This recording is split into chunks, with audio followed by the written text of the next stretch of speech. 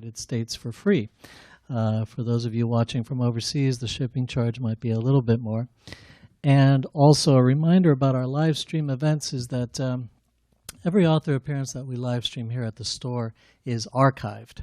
So if you want to visit the Books and Books website, on the homepage there will be a link to the live streaming, and any presentation that we have broadcast on the internet will be archived there so you can watch at your convenience.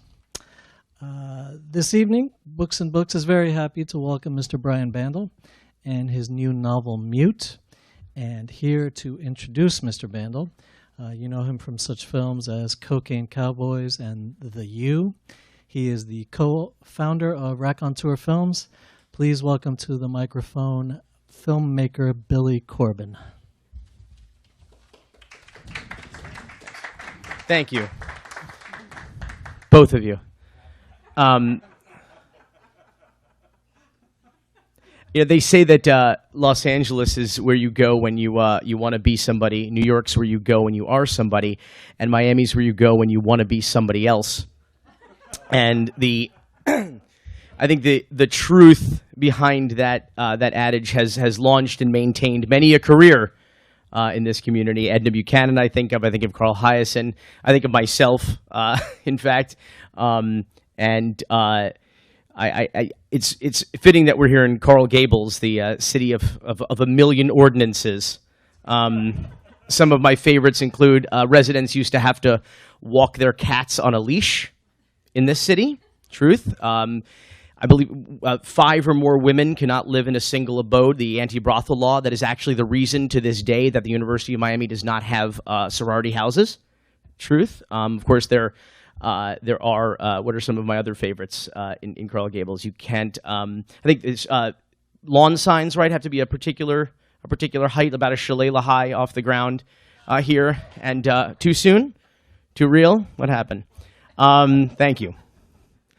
The satellite, remember the big satellite dishes when they first launched in the 70s and 80s? So the city decided they were a blight, and so outlawed them. And in fact, they went so far as to hire a plane that about once a month would fly over the city, identify residents who had them hidden behind fences, which presumably would eliminate the blight factor, but so they could write citations to those residents for having the illegal satellite dishes. And of course, you cannot park your boat on a trailer in your driveway overnight, which is a shame, in case you want to escape for the freedom of Cuba. But somebody has to, I think, tell the tales of the absurdities and the tragedies of this community, a community that measures progress in construction cranes and the number of professional sports venues we can publicly finance. And who better to do that than Brian Bandel, who is a senior reporter at the South Florida Business Journal. He has won 24 awards for his work, including his reporting on the U.S. Century Bank bailout boondoggle. He and I actually met last year on WLRN's Florida Roundup, right? Florida Roundup, and where we were talking about the latest round of money laundering that is helping to prop up the condo boom in downtown and Brickell. It's all just a little bit of history repeating. Brian actually is you graduated, right? University of Miami? Yeah, we were both graduates of the University of Miami right down the street. He came up with the idea for his, I don't know if it's this novel, but your first novel, while you were sitting on the bank of Lake Osceola on campus. I hope you weren't downwind. I have nightmares about the smell coming off of that lake on the University of Miami campus. But interestingly, you might not know is that as Brian has been pursuing a very successful career in journalism, he has been dabbling in writing novels, and I'm very proud to be here to help him launch his first published work and have him autograph my Kindle. So, without further ado, Brian Bandel.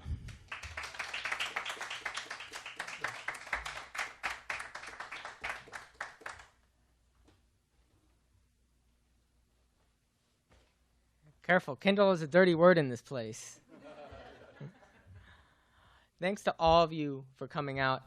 I know most of you know me best as a journalist at the South Florida Business Journal, but there's another side of me. See, part of who I am is wrapped up in the characters of my story, and I want you to meet Moni Williams. She's a police officer in Central Florida, where I grew up, and she found an 8-year-old girl, Mariella, who was the only witness to her parents' murders. And after seeing her parents killed, the girl has gone mute, and Moni will do anything to protect her. Let's pick up the story in chapter 28. Moni didn't know how long someone had been knocking on her door. She couldn't hear the rapping through the Saturday morning rain pounding her roof and windows, until the knocking elevated to a forceful thud. If it had gone on any longer, it might have awoken Mariella. The girl didn't usually sleep past 10, but after the traumatic visit from Moni's father the night before, she figured the girl needed rest. Mindful of another incursion by that monster, or maybe someone or something a whole lot worse, Moni stuck her pistol down the back of her sweatpants and concealed it underneath her oversized shirt. The thunder rolled through the sky. The African artifacts on her bookcase shook from the vibrations. Tropic the cat hid under the kitchen table. She slinked to the hole in the door without passing before the window. Through the keyhole, Moni saw the curly weave atop DCF agent Tanya Roberts' head. The keyhole made her face puff up like a black jack-o'-lantern. By the look in her eyes, someone had lit that pumpkin's candle with kerosene. Her fist banged on the door, which shook in Moni's face. Moni pulled away and ducked below the keyhole. Would a DCF agent come by on a Saturday morning for a routine checkup on a foster child? She doubted it. Tanya had an issue with her, but Moni couldn't see why. No one besides Aaron had witnessed her father's visit last night. As much as he hated her, Moni's dad wouldn't confess, because that would land him in jail for violating his parole. Maybe Miss Mint had bitched some more about how the girl had been making her job too hard. Like elementary school teachers never had it easy, Moni thought. Excuse me. Something like that she can handle. The thunder rumbled once more as Moni reached for the doorknob. Tropic yowled from under the table. Moni winced. Her head pounded as the veins in her skull swelled under the pressure of a torrent of blood. She shouldn't open that door. She should grab Mariella and leave out the back. Digging her fingers into her temples, Moni fought against the pressure triggered by fear. If I can't confront a doughy DCF agent, I'll never save Mariella from those mutants in the lagoon. Moni swung open the door. She found more than the rotund Tanya Roberts. A 6'3" carriage of muscle leapt out from behind the cover of the garage. Officer Clyde Harrison dripped with rainwater from his matted black hair to his steely black boots.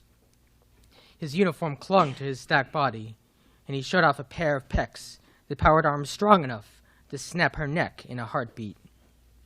He stared at Moni, but not with any malice or twisted pleasure in his task.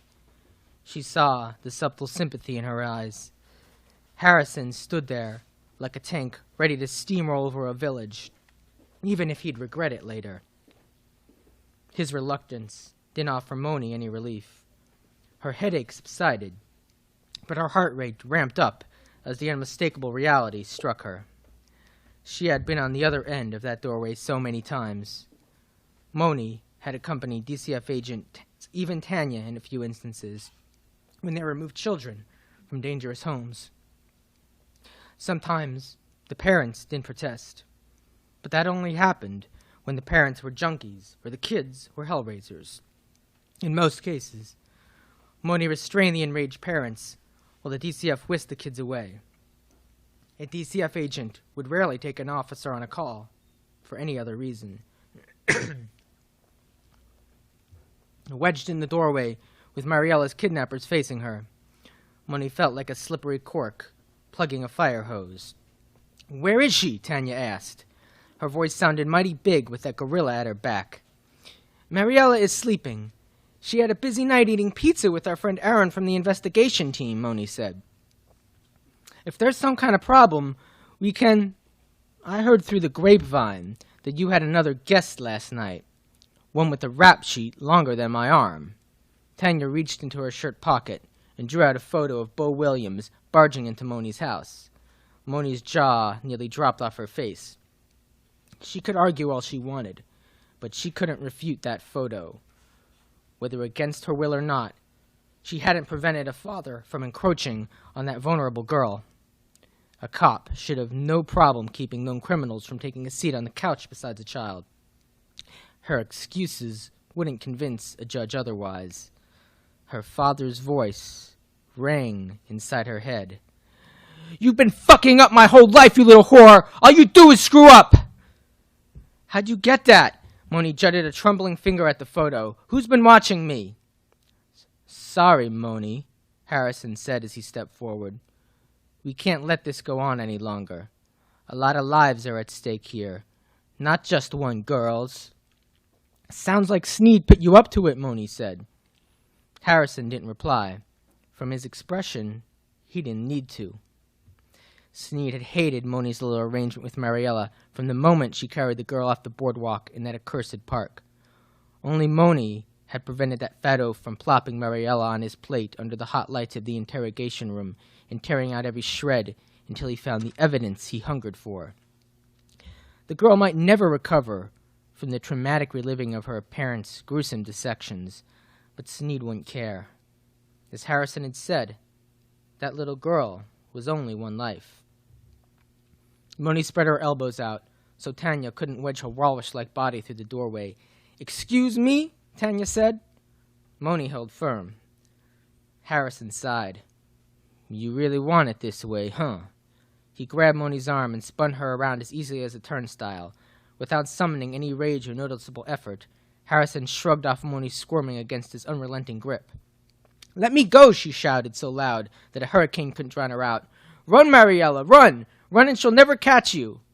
Moni kept watching the door to Mariella's room. She didn't leave. The DCF agent waddled through the house, scoping out the African art goddess' work. The black coffee-skinned Tanya snorted as if to say, "You think that owning all that cheap shit makes you a real black woman?" Tropic hissed at Tanya from underneath the table and flashed his sharp teeth as she halted before the kitchen. She found the hallway to Mariella's room and jammed it with her flabby hips.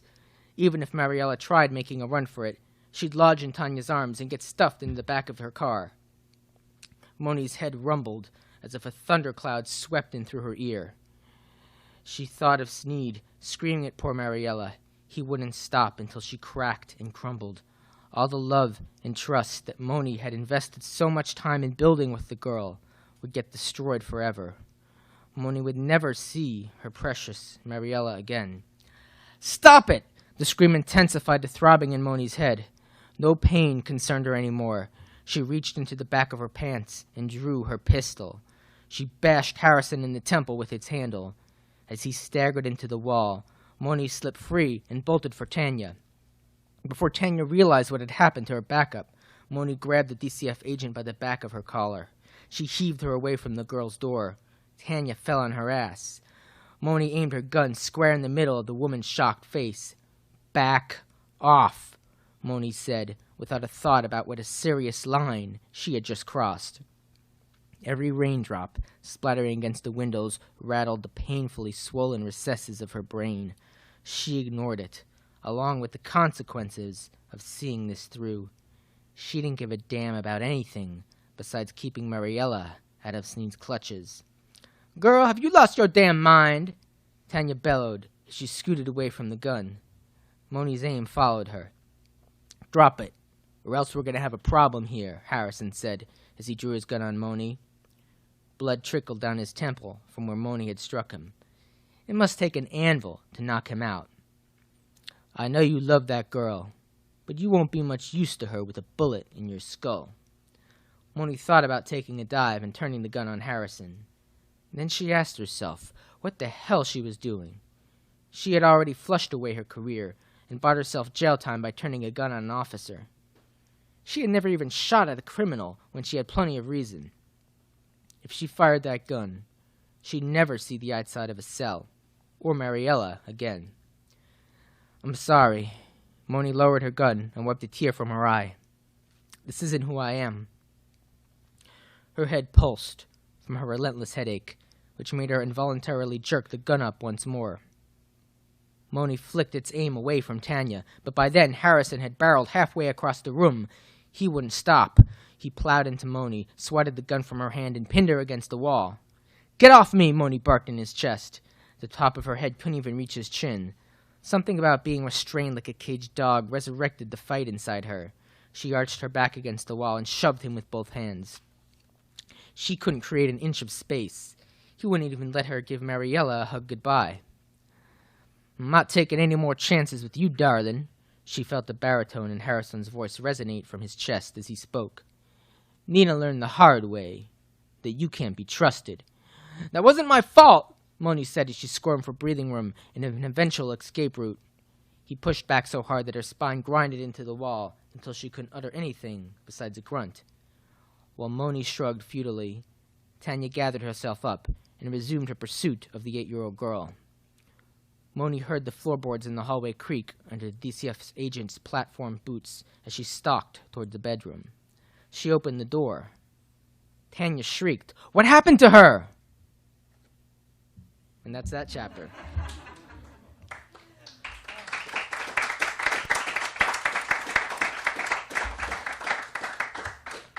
Thank you. I had it tickle in my throat in an opportune time, that's all.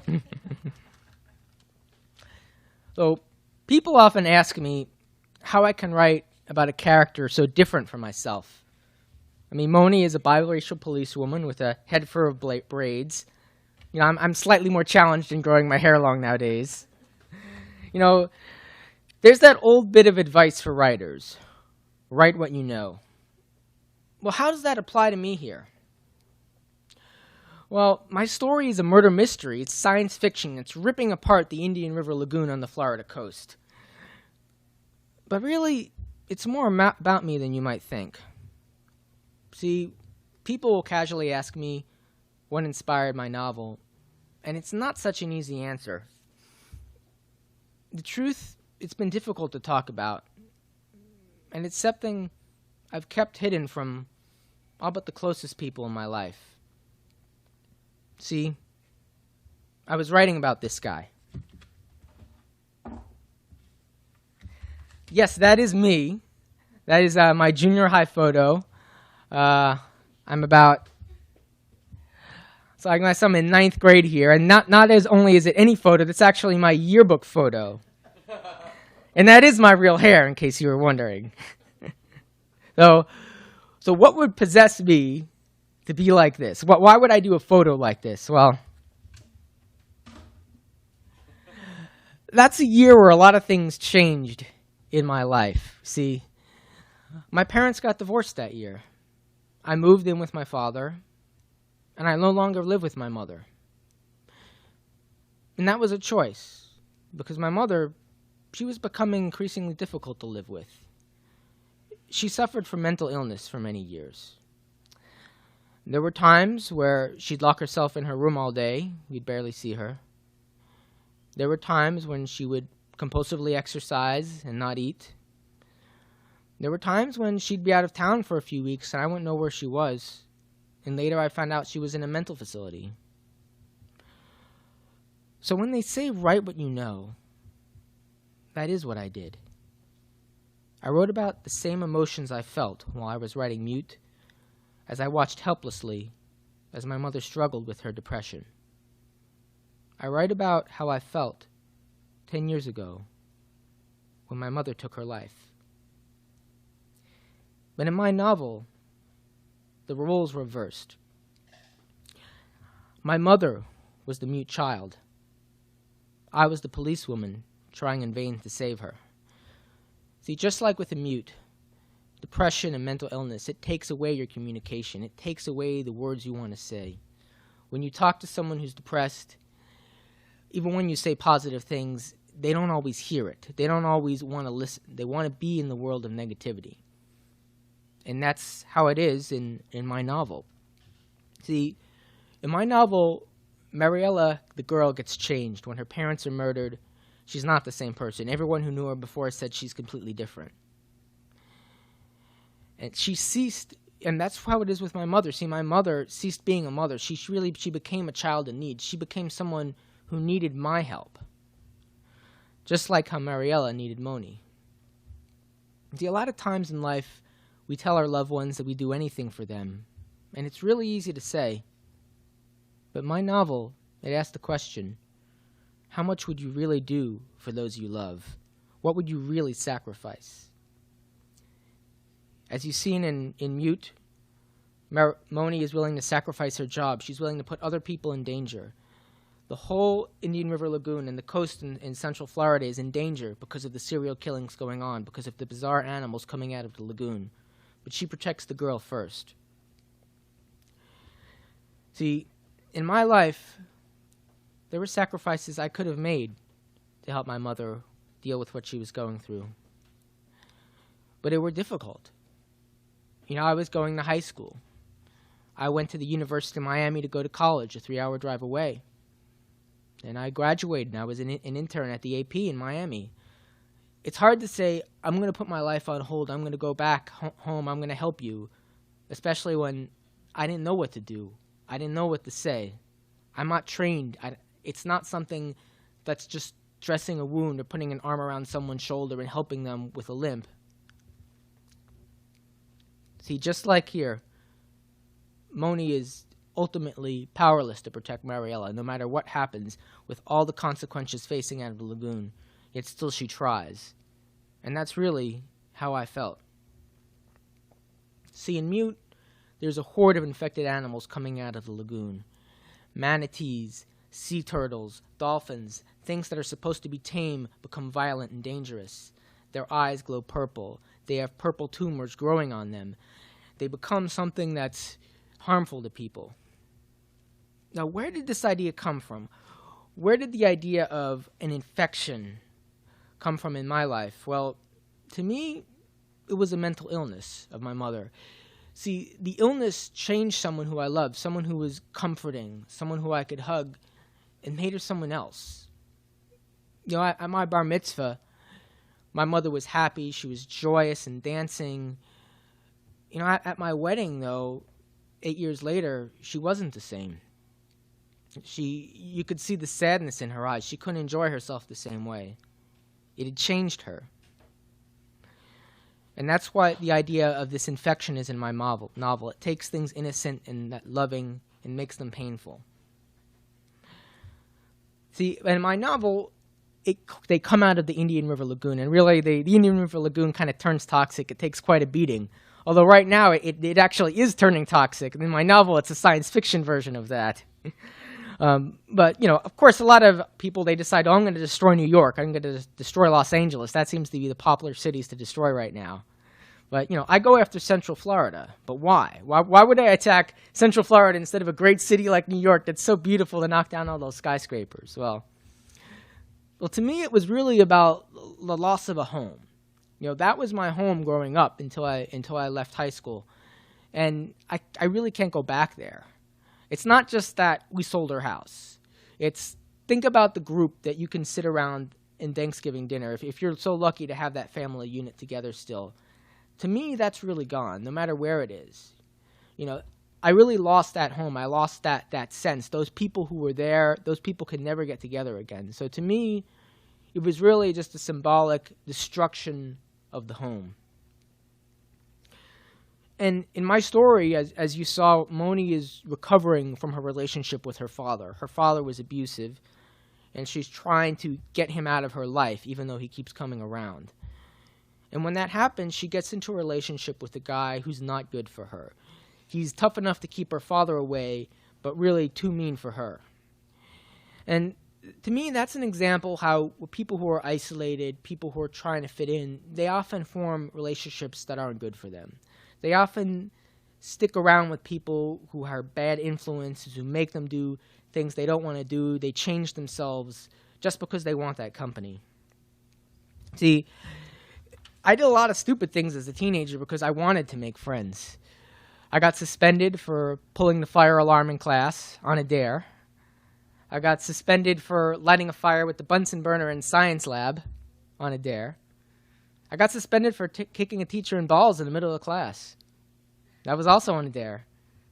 And that photo, that yearbook photo, yeah, that was a dare too. So, but in Mute, Moni meets Aaron, and he really changed a lot of things for her. He's a marine biology student who was working on the case, and he's the first person who really shows confidence in her, and he believes in her. And he encourages her to have a relationship with the girl, but also to try and think objectively and try and protect herself. And to me, Aaron represents the positive people in my life who came about and helped me deal with the difficulties I had. I mean, I had a number of friends who came along, but I mean, the number one person has to be my wife, Liat. I mean, she was there before it happened, and she's been there after.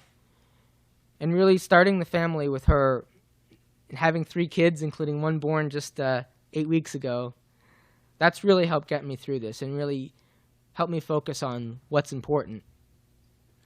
And, and then just to always remember, you never know how long the people you love are going to be here, so it's always important to make the best while they're here, and that's why having the family and sharing it with the rest of my family means so much.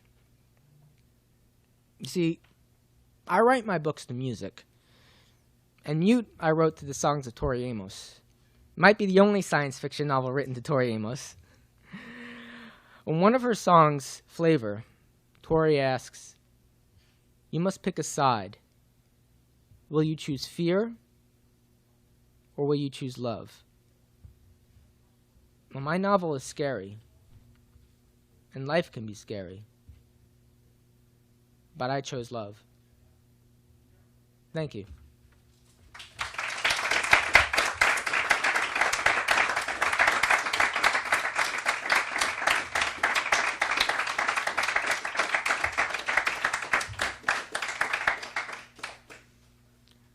I'm going to hang around if anyone has any questions. Sure. I have a question. How long did it take you to actually write the book? When did you start, and how long did it take you? When did you finish it? Well, I'd say I was writing for about 9 months, and then my computer crashed, and I lost everything.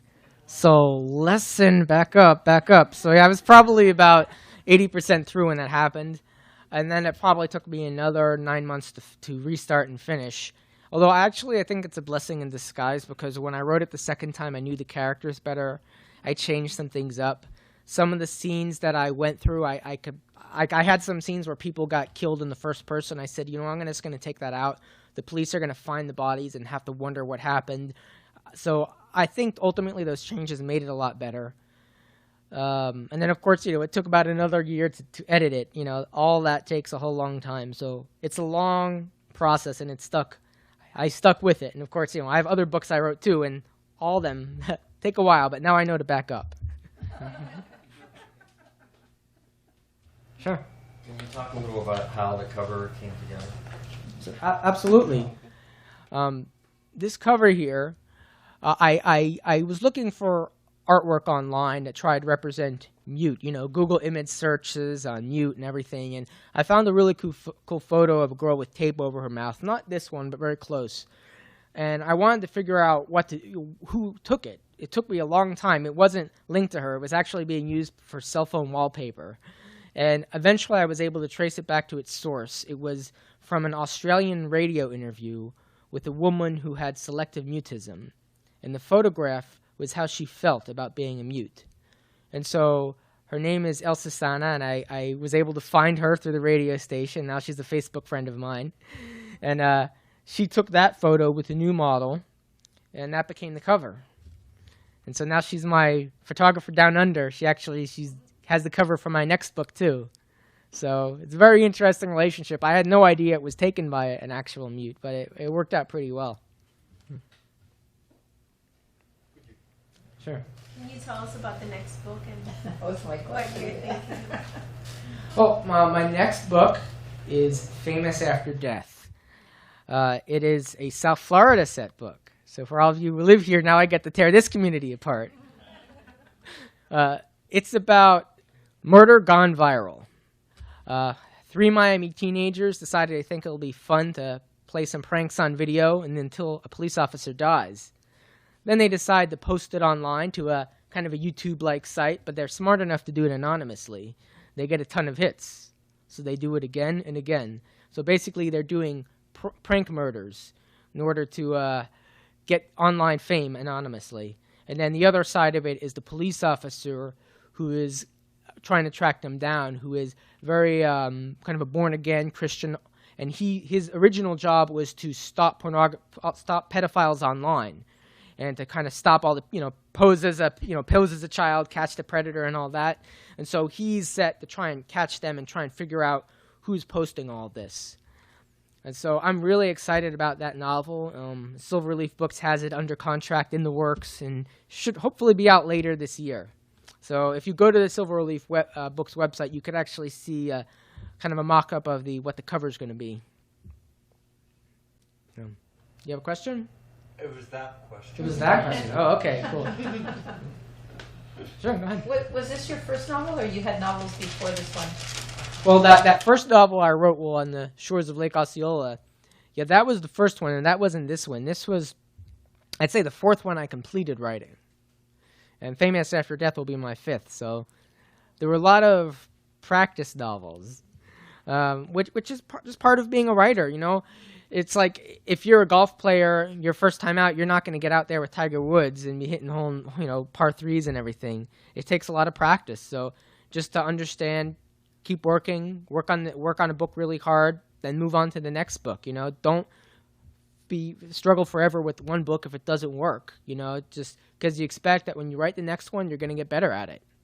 And that worked. So just don't stand pat, because sometimes it's really hard to fix a book, especially the first one, because you're doing it. You're going to make a number of rookie mistakes. Occasionally, you'll have someone who will strike gold, but I just figure, kind of like with my journalism, pump out story after story after story. Try and do that with books as much as I can, although obviously it takes a lot longer. Sure. Talk about a little bit about number one, how you got the inspiration for this book, and two, what your routine, your habits in writing. Well, what I do is I need to really plan out my writing every time I do it, because I don't have a great deal of time, as you might imagine, being a full-time journalist, having 3 kids, all that. I don't have a great deal of time. So when I have time, I'll try and set aside a block of 2 or 3 hours at night. And then I say, okay, well, when I sit down, I can't waste time figuring out, what am I write today? So I have a really good outline. I start out by figuring out who are the characters in my story. I get everything from how they grew up, what are their personalities like, how do they talk, what is their dialect. So hopefully when they're speaking, you don't even have to know who's saying it. You'll understand what their dialect is. And so once I get that, I get a whole bunch of events. I put them in the right order, and then I write. I usually sit down with some green tea. I put on music that reflects the mood of the story. And for me, Tori Amos was probably what I was listening to for 90% of Mute. I actually put something on my blog, brianbandel.blogspot.com. If you go there, a number of posts down, you'll see where I linked individual Tori songs to passages from Mute. Because I remember exactly the music that was playing when I was writing all of this and how it really linked up. Like the opening passages of Mute was written to Little Amsterdam, So the whole thing just really musically put me in the mood. Of course, there were different novels that have different music. Famous After Death is more of a hard-edged rock novel, kind of that thing, because it. But all that kind of gets me in the mood, and I really get excited to write. To me, that's my favorite part. Like, I'll wait all day, and I'll be like, I can't wait to just shut out the world and turn on the music and then get to writing. I really have this world in my head, and I just have to put it down. Do you, a lot of authors have like a character, that goes in a series of books. Do you envision ever writing like that you'd have one character that would go through different books and different things would happen to them? Or do you sort of envision each book as sort of its own self-contained story? Well, Famous After Death is not at all linked to Mute. However, funny you should ask, there is a sequel to Mute. I'm currently writing right now and getting excited about every night. I'll just say it's called Silenced. And it's in the same genre of Mute, but I'd say Mute is kind of a murder mystery sci-fi, and Silenced, you start off more with sci-fi, but then it goes into a bit more of a love story. You kind of get to see the relationship between Moni and Aaron really develop, and how it's tested by what happens. Any writers you remember who just grabbed you, seized you, inspired you to write? Yeah, I mean, some of my favorite writers are Ben Bova in the science fiction genre. He lives over on the Southwest Florida. He had some really great novels about exploring planets such as Venus. And what was really great to me about those novels is he's not afraid to take risks. He's not afraid to make you fall in love with the character and then gruesomely kill them to kind of mess with you. But when that happens, then all of a sudden you're like, wow, there's no holds barred here. Anyone could die. I like this guy. I like a bunch of these characters. Who's he going to get next? So to me, that was really great, and how he took science fiction and he told a real story about families with it too. And in the thriller genre, I really like the writing style of Dean Koontz. Just the way you're able to do, even in short, brief sentences, fast pacing.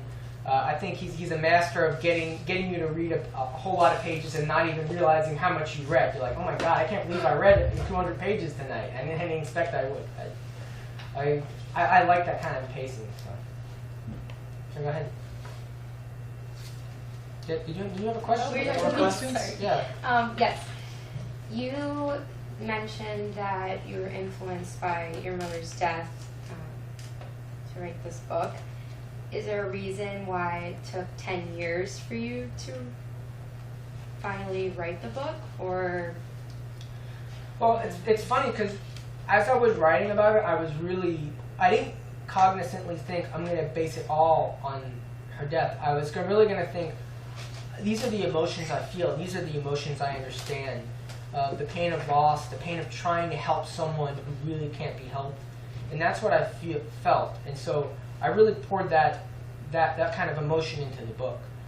For me, what's taken longer is to openly talk about it. It's really hard to say, okay, my mother killed herself. To get past that point is very difficult. And even just initially when it happened, when people would ask about my family, it would be hard to say. It's like, oh, my mother's not here. She just doesn't live around. It's just a very difficult thing. Anytime you lose a parent, it's hard. But that way, it's especially hard. And it made me ask a whole lot of questions. Why would she not want to be here? I just got married, about a year before. Why would she not want to see me grow up? Why would she not want to see me have kids?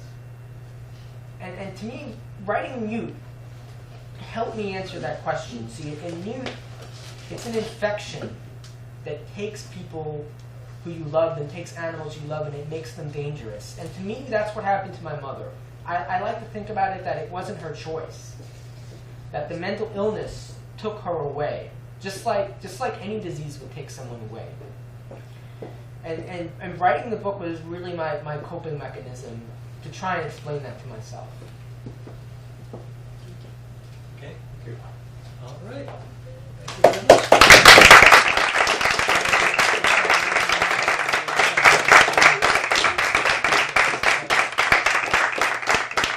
Sorry about that, folks. If there are no more questions, we have Mute for sale at the counter over there. Brian is going to be signing over here at the table to my left.